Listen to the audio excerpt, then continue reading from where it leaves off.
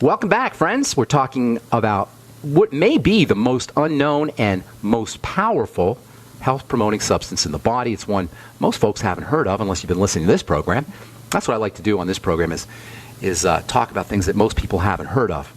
We talked about nitrates and the importance of nitrates a couple weeks ago. We're going to continue talking about that.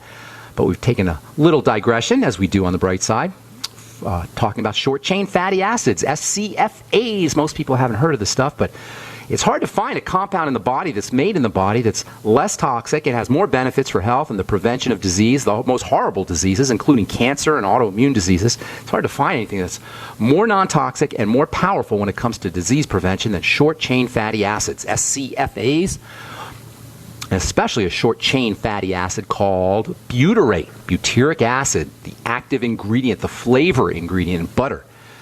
We've been talking about these things for a couple of days now. To cut to the chase, short-chain fatty acids tune up the brain and tune up the body. They're associated with performance, high performance. The body's like a Ferrari, a high-performing engine, and butyrates are like fats that tune up this high-performance engine called the human body. They're associated with positive mood. They're associated with brain health. They upregulate chemistry. They create a sense of satisfaction and satiety and appetite suppression. They have protective effects against obesity. They're anti-inflammatory. They're responsible for a lot of the benefits associated with caloric restriction and appetite suppression. They strengthen the immune system. They calm us down. They improve the health of the heart and the circulatory system. And they're especially important for the health of the intestine, the intestinal cells. And they have antioxidant properties, and they have detox properties. They help kill cancer cells. You guys, can you see how unbelievable these things are? Yet you don't ever hear about them. The bottom line is, the more butyrate you have and the more short-chain fatty acids you have, the better off you're going to be. And it's best to make sure you're upregulating or you're helping your body make these things. How? Vegetables and fiber. Vegetables and fiber. Vegetables for the fiber, and then bacteria. For vegetables, fiber. Also fermented foods. Fermented foods are vegetables and bacteria. So fermented foods are a perfect way, using fermented foods, eating fermented foods is a perfect way to increase your butyrate and short-chain fatty acid content. In fact, that might be the main reason why fermented foods are have been associated with so many health benefits themselves, including anti-aging and longevity. It may be because of their ability to provide the body with the raw material for short-chain fatty acids. And indeed, in fermented foods, there are short-chain fatty acids. Not only do fermented foods stimulate the production of short-chain fatty acids, they actually contain their own short-chain fatty acids. So eating fermented vegetables, the ultimate source of short-chain fatty acid promoting foods, fermented beets, fermented pickles, fermented cucumbers, fermented anything really, making sure you're eating veggies and making sure you're getting your probiotic bacteria. That's how you upregulate butyrates. Fermentation which is technically the term that we use for to describe the chemical reaction between sugar and bacteria, is the source of a lot of chemistry. And in the case of the bacteria that live in the intestine, or are supposed to be living in the intestine, antibiotics, of course, kill off these good bacteria. So if we're eating lots of fish or meat, antibiotic-rich loaded or antibiotic-loaded chicken or pork, etc., we're going to deprive ourselves of these short-chain fatty acids. If we're drinking chlorinated water and fluoridated water and getting antibiotics intentionally via prescription, all of these are going to compromise our ability to make short-chain fatty acids. But assuming we have the bacteria in the intestine to make these short-chain fatty acids, these bacteria actually are fermenting bacteria. They react to sugar. Where do they get the sugar from? Fiber. Especially a specific kind of fiber, which we'll talk about here in a second, called resistant fiber. So in the gut, in the digestive tract, the fermentation process, intestinal bacteria will munch down on fibers, and fiber is called prebiotic because it's food for these bacteria.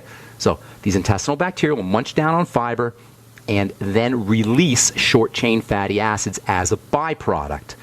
Fermentation is not always a good thing, of course. In the case of cancer cells, fermentation refers to how rogue cells or cancer cells obtain their energy. Cancer cells are cells that are at their wits' end.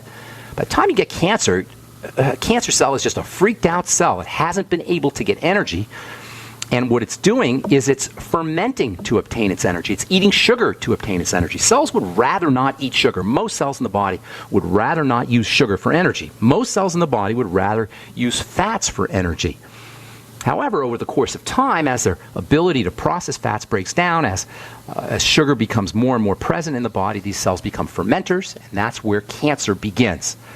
But fermentation can also be a good thing. In the case of short-chain fatty acids, fermentation of fiber by bacteria that live in the gut produce or result in the production of these short-chain fatty acids. So we want to be upregulating short-chain fatty acids for longevity, for anti-cancer, for anti-aging. We want to be making more of these things.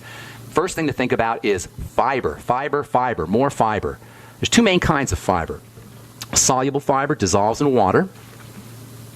Or actually, you could say maybe water dissolves in soluble fiber, depending on your perspective. You can buy soluble fiber in a drugstore. You can add it to water. It dissolves. It's tasteless. It gets you the benefits of fiber. It fills you up after meals. It'll stabilize your blood fats. It helps control the absorption of fats into the circulation from the intestine. And it will also help feed the bacteria that make these short-chain fatty acids. Most mushy type fruits and vegetables, squash, pumpkin, potatoes, pears, apples will get you some soluble fiber. The stuff you make jam and jelly with is a soluble fiber too, by the way. There's two other kinds of fiber that are important to understand. We'll tell you what those are when we come back from our break. And take your phone calls. 844-236-6010 is our number. We're coming back right after this. Don't go away. Okay, continuing on here with fiber and the short-chain fatty acids. By the way, some people, not everybody's on board with fiber. You know, there's not necessarily 100% benefits to fiber. Soluble fiber and insoluble fiber can tie up minerals, for example. And sometimes food processors will add fiber to foods, not just because of their health benefits, supposed health benefits, but also because it bulks up the food. And fiber is cheap. Fiber is basically just free stuff. I mean, fiber is a waste product, and so sometimes food processors and food manufacturers will take advantage of all the buzz about fiber and add fiber to so-called power bars or energy bars. There's a commercial running now where supposedly some pseudo candy bar is supposed to be healthy for you, Fiber One. Why? Because it has a little bit of fiber in it. So it turns out that fiber, as with all things, can be taken advantage of. It's not all really good, and it's not really all necessarily bad either, for that matter. It's just important as a food substance for a lot of reasons, but you want to make sure you're getting your fiber in a natural form, not in an added form, not in an added form in terms of processed food, in a natural form in terms of vegetables. And by the way, when it comes to veggies and carbohydrates, veggies are a source of carbohydrates, and one of the problems with all the anti-carb stuff that you hear about, and I'm one of the guys who talks about the problems with carbohydrates, of course. If you listen to the program, you know we beat up on refined and processed carbs a lot. But if you're doing the very, very low carbohydrate thing, you may not be getting enough fiber, may not be getting enough vegetables, which is why I have a problem with the term low carb. We want to make sure we're getting carbohydrates, but we want to make sure we're getting them from vegetables. Vegetables, vegetables, vegetables. Not from processed foods, and not from processed flour, and certainly not the dessert type of foods that everybody's eating. Even fruits can have ridiculous amounts of sugar these days. Anyway, fiber. We're talking about fiber here. Two main kinds of fiber. You got soluble fiber, dissolves in water. You've got insoluble fiber that doesn't dissolve in water. Soluble fiber is the stuff that swells when it contacts water. Mushy fruits will have a lot of soluble fiber. Jams and jellies are made with pectin, which is a type of soluble fiber. And then there's the insoluble fiber, the stuff that doesn't dissolve in water. The soluble fiber slows down the release of sugar, slows down the release of fats into the blood, but insoluble fiber speeds things up. It speeds the movement of foods through the digestive system. Insoluble fiber can be a great way to treat constipation, chronic constipation. Personally, I do a tablespoon, maybe 2 tablespoons full of flax seeds. I don't really measure it. I just kind of dump it in my coffee grinder every morning, and I put it in my smoothie. And flaxseed fiber has insoluble and soluble fiber, both of those. Soluble fiber and insoluble fiber are both prebiotic. Bacteria feed on both of them and produce short-chain fatty acids. There's a new kind of fiber out now. It's called resistant fiber, or some people call it resistant starch. This is a type of fiber that will pass through the small intestine without being processed and then go into the large intestine untouched, unprocessed. All the bacteria and the enzymes in the stomach and in the intestines and the small intestine don't touch resistant starch, don't affect resistant starch, and then the resistant starch makes it unscathed into the large intestine, and from there, bacteria can really go crazy, feeding on the resistant starch, releasing short-chain fatty acids. Resistant starches are found in potatoes, they're found in turnips, legumes, peas, beans, and also bananas and plantains, and guess what? You're going to start seeing banana flour in health food stores, and I can guarantee you they're going to be talking about the resistant starch and resistant fiber that's found in the bananas. They're marketing it actually as a gluten-free flour. That's the latest product release in the battle against gluten, banana flour. Banana flour has been used in Kenya and other third world countries for many years. Has yet to make its appearance here, but I think in the next couple of months you're going to start to see banana flour. It's made from green, unripe bananas, so it's low in sugar. It doesn't taste banana-y. You can't use it for banana cake. It doesn't taste sweet. It's more like whole wheat flour, and it's very, very, very starchy. If you ever chewed on a raw, unripe banana or perhaps a plantain, you know what I'm talking about, but there's this kind of starchy, sort of thick taste to it. That's because the sugars haven't broken down yet. Once the sugars break down, the banana becomes sweeter, but until then, it's more like a starch. It doesn't have a sweet flavor, it has a starchy flavor. Some people don't like that starchy flavor. Nonetheless, food producers can extract that starch and make flour out of it, and that's what they're doing. Resistant starch from bananas makes an effective thickener for soups and dressings and sauces, and because it's a great source of resistant starch, it makes an ideal raw material for the production of butyrate and other short-chain fatty acids. Marketers of banana flour make claims to promoting digestive health, colon health, preventing colon cancer, weight loss. All of these are the benefits associated with the resistant starch. There's a company called Mount Uncle's Banana Flour. I'm actually on their Facebook page now. They have a Facebook page with recipes, etc. What is the Facebook page? Mount Uncle's Banana Flour. That's the name of the Facebook page if you aren't interested in learning about banana flour. I guess they're starting to promote it now. Mount Uncle's Banana Flour. Short-chain fatty acids have a powerful effect on the brain. They have a calming effect on the brain. They can be converted, short-chain fatty acids can be converted into brain chemicals that slow down chaotic energy. They can be converted into anticonvulsant and anti-seizure chemicals. One of these short-chain fatty acid derivatives is called GABA, which we've talked about a lot. Gamma-amino butyric acid. Butyric acid is a short-chain fatty acid. So GABA is a derivative of short-chain fatty acids. It's used as a sleep aid, anti-anxiety agent.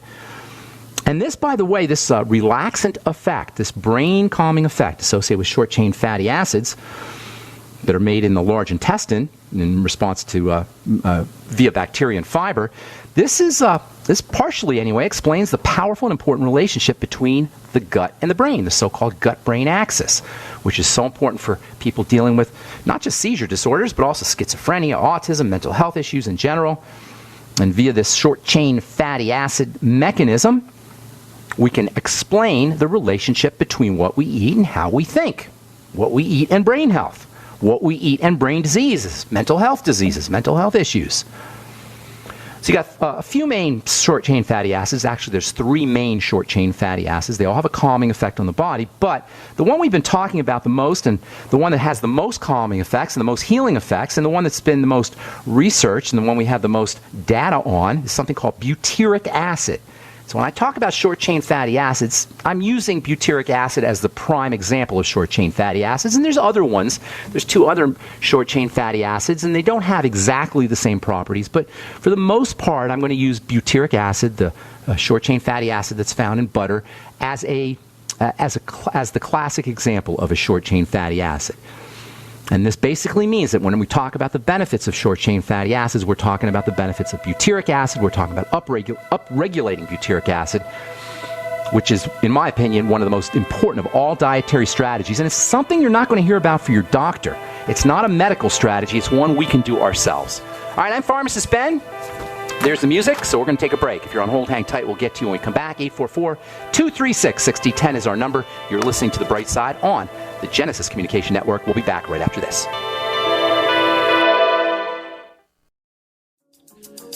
All right, welcome back to The Bright Side. I am Pharmacist Ben. Thanks for joining us, friends. Got a letter from Mark. He says he's a 43-year-old male, 210 pounds with classic metabolic syndrome, prediabetes, obstructive sleep apnea, heart pre-ventricle contractions, PVCs. I also get eczema on my hands. I've had IBS, he says, since he was 8 years old, and it flares up with stress. I love the term metabolic syndrome, by the way. Metabolic syndrome is a term that was coined by I believe he was a cardiologist, a physician anyway, in California, Dr. Gerald Reaven. He coined the term metabolic syndrome. He was trying to describe something that he had seen that involved a syndrome, a complex of different symptoms that involved blood pressure problems and weight gain problems and cardiovascular disease and skin problems and adrenal and thyroid problems. He called it metabolic syndrome because it seemed to incorporate everything in the body. Metabolism is the sum total of biochemical reactions that happen in the body. So metabolic syndrome, if you've heard of the term, simply means everything is going wrong. It's basically a disease state that means your whole body is falling apart. And guess what causes metabolic syndrome? Diabetes, the number one cause of metabolic syndrome, and the main cause of diabetes is digestive problems. So once again, you got your whole triangle of disease issue. Digestive issues, blood sugar issues, adrenal thyroid issues, and then the entire body falls apart. You can call it metabolic syndrome, but you can basically think of it as your entire body is falling apart. So Mark is dealing with metabolic syndrome issues. First thing you want to do, Mark, is you want to make sure that you're dealing with your digestive issues. IBS, since you are 8 years old and flaring up under stress, means that you still do not have your digestive system under control. The eczema on your hands is also a sign that there's probably digestive problems. There's probably issues around fat absorption or fat intake. It could be you're either not absorbing your fatty vitamins or not absorbing your essential fatty acids, or not taking your essential fatty acids. Folks, I've said it before. I've said it many times before. Eczema is super, super easy to treat. Eczema is a classic manifestation of an immune condition secondary to a digestive problem. Cells are not growing fast enough. But the way you want to look at eczema is like it's a good thing, because it's telling you there's something going on in the body, and as soon as you correct that, you'll notice your eczema disappears. It's like the canary in the coal mine. It's like a signaling system. Eczema is not the enemy. It's a signal that something's going on in the body. So for Mark, who's dealing with prediabetes, sleep apnea, heart problems, eczema, IBS, that tells me that Mark is not controlling his basic issues, which probably involve poor food choices and nutritional supplementation. But here's the really interesting thing about Mark's letter.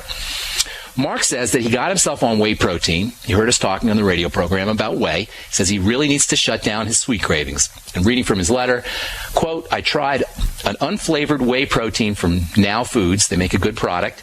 It did the job with my sweet tooth, as it should." And then he says, "I was disappointed to note that one scoop of the product in water raised my blood sugar 30 units higher than normal. Glad I was testing and reproduced the results on a second try. What can I do to use whey protein to curb my sugar cravings without a blood glucose spike?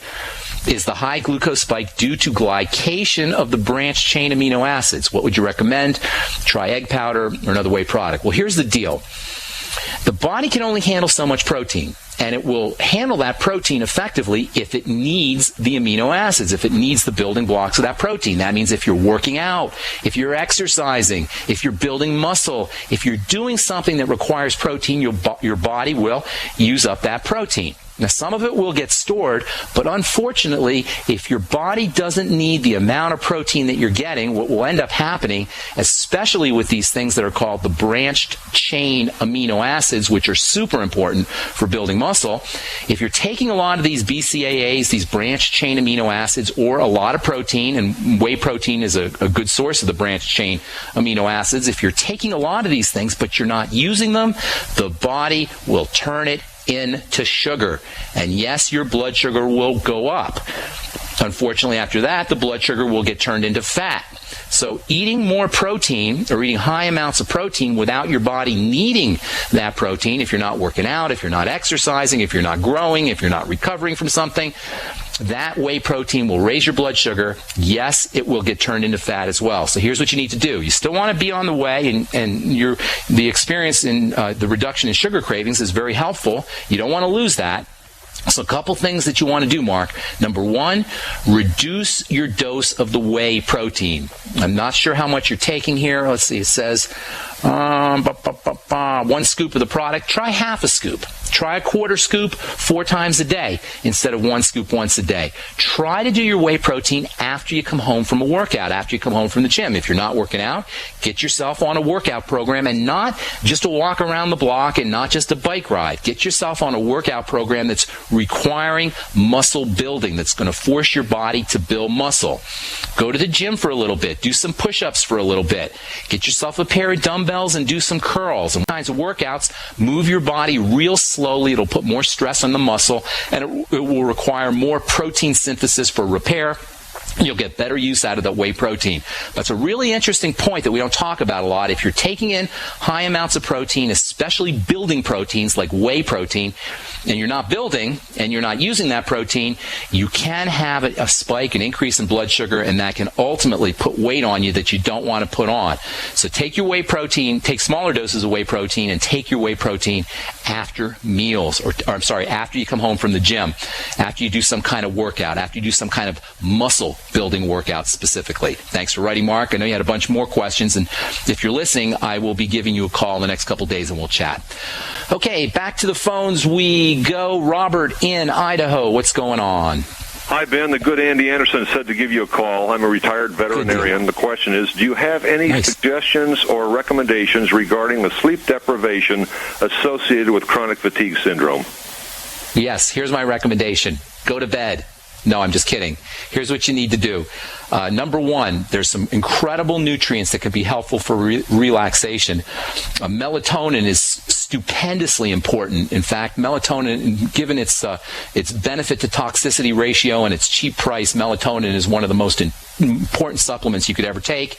Take it before bed. It'll help you with dreams. It's very important for pineal gland health. The pineal gland is a very important little gland. I'm sure you know this, doctor, in the head that is responsible for melatonin and serotonin balance. I take personally 9 milligrams of melatonin before I go to bed, but certainly you can take 3 milligrams of melatonin before you go to bed. That can be very helpful. Secondly, if you have any cortisol issues, if you're dealing with hypercortisol, you want to work on the adrenal glands, stabilizing cortisol. There's some great nutritional supplements for that. One of the most important is the entire B complex, but especially vitamin B5, pantothenic acid. Consider taking 1,000 to maybe 2,000 milligrams, 1 to 2 grams of pantothenic acid a day. But make sure you're taking it with the entire B complex. You never want to take one B vitamin without taking the entire complex. Magnesium is also very important for the adrenal glands, and it's got some tremendous relaxation effects. I'd be taking maybe 1,000 milligrams of magnesium before I went to bed if I were you, or whoever's dealing with the sleep deprivation issues. And then 5-HTP can also be very helpful. 5-HTP is involved with serotonin balance as well. It's a precursor to serotonin. You take 100 to 200 milligrams of a 5-HTP before you go to bed. That's another strategy for you. There's an interesting nutritional supplement called theanine. It's a kind of amino acid, a non-protein amino acid. Theanine, THEANINE. It's found in green tea, so you can drink decaffeinated, of course, green tea, and you can get some theanine. But you can also supplement with a couple hundred milligrams of theanine before you go to bed. And then there's also a really interesting nutritional supplement called GABA, G-A-B-A. It's actually a neurotransmitter-like substance, and you can take 100 to 500 milligrams of GABA before you go to bed. Some people get benefits from using lecithin before they go to bed, and again, this is because of lecithin's fat-absorbing, fat-dissolving, fat utilization properties, helps your body utilize fat. It also has some adrenal gland stabilizing effects, maybe a teaspoon of lecithin a couple hours before you go to bed. That might be something that you want to try. Let's see what else. A little bit of protein before you go to bed. That can help if you have a problem where you wake up in the middle of the night and you can't go back to sleep. Eating some protein, some whey protein perhaps, or some kind of powdered protein before you go to bed, small dose, that can help keep you from waking up in the middle of the night. Sometimes if you run into low blood sugar issues in the middle of the night, especially if you're already predisposed towards hypoglycemia, low blood sugar, you can end up getting a surge of cortisol as your body goes into that hypoglycemic low blood sugar state in the middle of the night. That'll make you wake up, and it'll take a couple hours for you to go back to sleep. You can avoid that by getting in some protein before you go to bed. bed.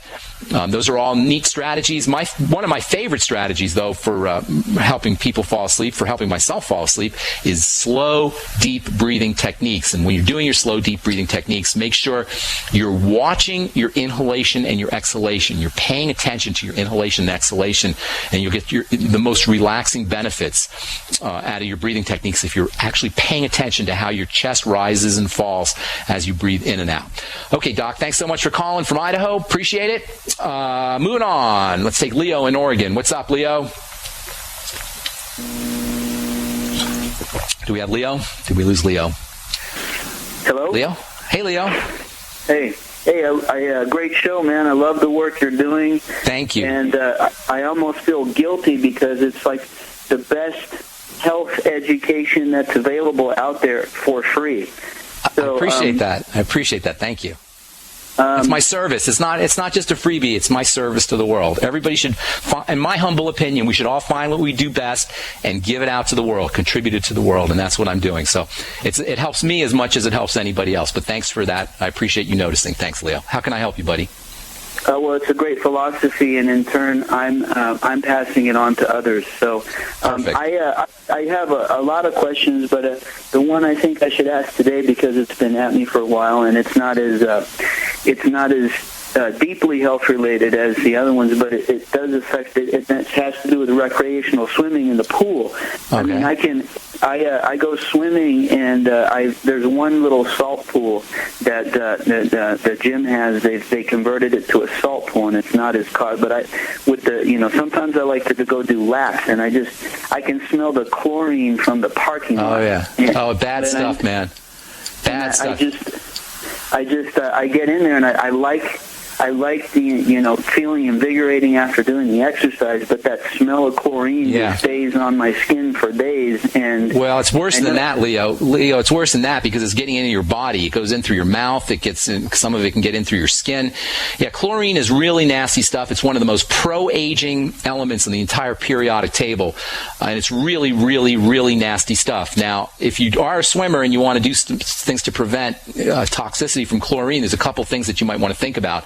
Vitamin C is super important, and you may want to take maybe a teaspoon of vitamin C before or after you go swimming. That can help protect you from some of the negative effects of chlorine. Building up your glutathione levels is very important. Glutathione, as you may remember from, we've talked about it a lot on the program, glutathione is your body's major detoxifying substance. And by the way, that's spelled Glutathioneine, glutathione. It's produced in the liver, and it's the way your body is supposed to handle chlorine and radioactivity and cancer-causing substances. It's your body's main detoxifying substance, glutathione. There's a really cool book, a simple book to read. It's written for lay people, called The GSH Phenomena. The G is in girl, S is in Sam, H is in Harry. The GSH Phenomena, written by Alan Pressman, Pressman. It's a great book that talks all about glutathione. Building your glutathione is very important if you're going to be immersed in chlorine on a regular basis. Vitamin C is helpful for glutathione. The amino acid glutamine is helpful for glutathione.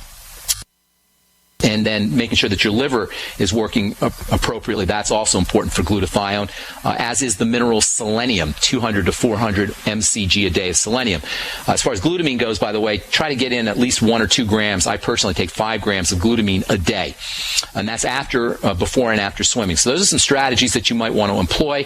As far as topically goes, get yourself some topical vitamin C, and rub it all over your body, and it will help detoxify some of the topical effects that chlorine can have on the skin. And try to get that chlorine out of your hair. If you can find a active product, a cleansing product that contains alpha hydroxy acids, especially something called glycolic acid. Most of the women in the audience have probably heard of glycolic acid. But if you use a glycolic acid shampoo, glycolic acid cleanser as a shampoo, I should say, that can help get the chlorine out of your hair. It can even get the chlorine out of your bathing suit as well. Aloe vera can help a little bit. to help get the chlorine out of the hair, but glycolic acid or alpha hydroxy acids work really well.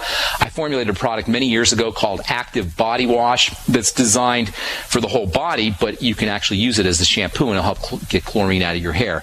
So you're smart to be thinking about that. And by the way, Leo, it's not just swimming. It's also when you take a shower, the chlorine that comes out of the water will contact with your body, and it can have some negative effects that way as well. And I know there's some people online who sell shower filters that can eliminate the chlorine out of the shower water, and that might be something to think about too. Thanks so much for your kind words, Leo, and thanks for calling from Oregon. I know we got some more folks on the line, but I'm not going to, well, that's the music. I guess we're not going to get to anybody else. So if you're on hold, I apologize. You can call us back tomorrow. If you call first thing, we'll try to get to you first in line. 866-582-9933 is the number. Thanks so much for your calls, folks. Thanks for your letters. I am Pharmacist Ben. Stay tuned for Alex Jones next on most of these stations.